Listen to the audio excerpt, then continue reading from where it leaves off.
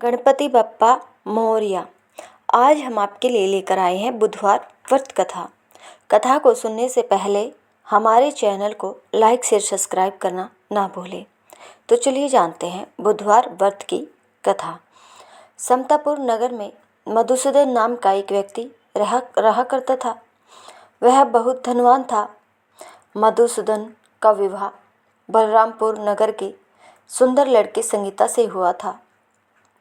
एक बार मधुसूदन अपनी पत्नी को लेने बुधवार के दिन बलरामपुर गया। मधुसूदन ने पत्नी के माता पिता से संगीता को विदा कराने के लिए कहा। माता पिता बोले, बेटा आज बुधवार है, बुधवार को किसी भी शुभ कार्य के लिए यात्रा नहीं करते। लेकिन मधुसूदन नहीं माना। उसने ऐसी शुभ अशुभ की बातों को न मानने की बात कही। दोनों ने बैलगाड़ी से यात्रा प्रारंभ कर दी। 2 कोस की यात्रा के बाद उसकी गाड़ी का एक पहिया टूट गया। वहां से दोनों ने पैदल ही यात्रा शुरू की। रास्ता में संगीता को प्यास लगी।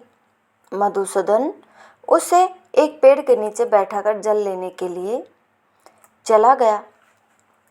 थोड़ी देर बाद जब मधुसूदन कहीं से जल लेकर वापस आया तो वह बुरी तरह से हैरान हो उठा, क्योंकि उसकी पत्नी के पास उसकी ही शकल सूरत का एक दूसरा व्यक्ति बैठा था।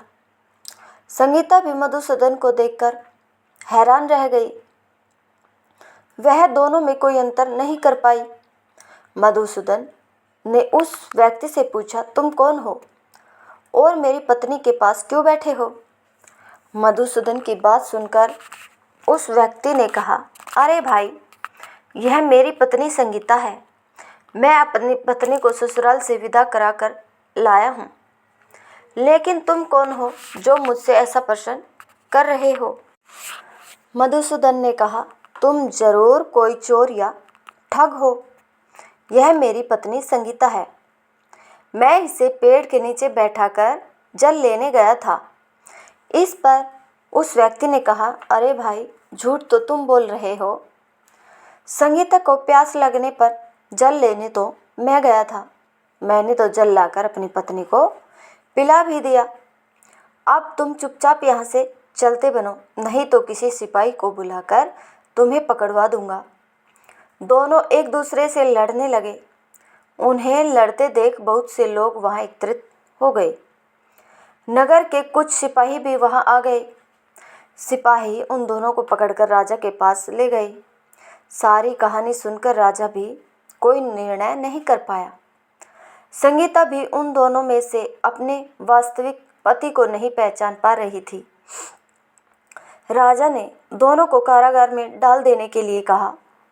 राजा के फैसले पर असली मधुसूदन भयभीत हो उठा।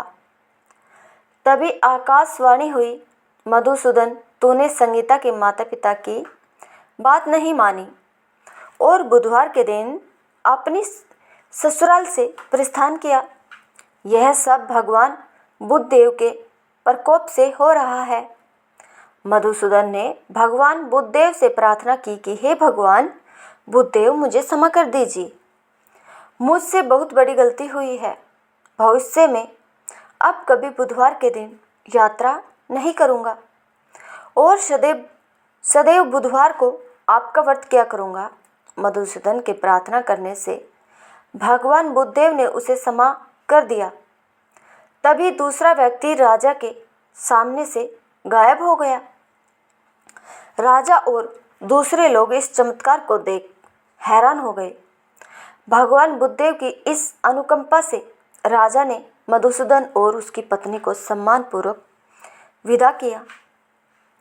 कुछ दूर चलने पर रास्ते में उन्हें बैलगाड़ी मिल गई। बैलगाड़ी का टूटा हुआ पहिया भी जुड़ा हुआ था। दोनों उसमें बैठकर समतापुर की ओर चल दिए। मधुसूदन और उसकी पत्नी संगीता दोनों बुधवार को व्रत करते हुए आनंदपूर्वक जीवन यापन करने लगे।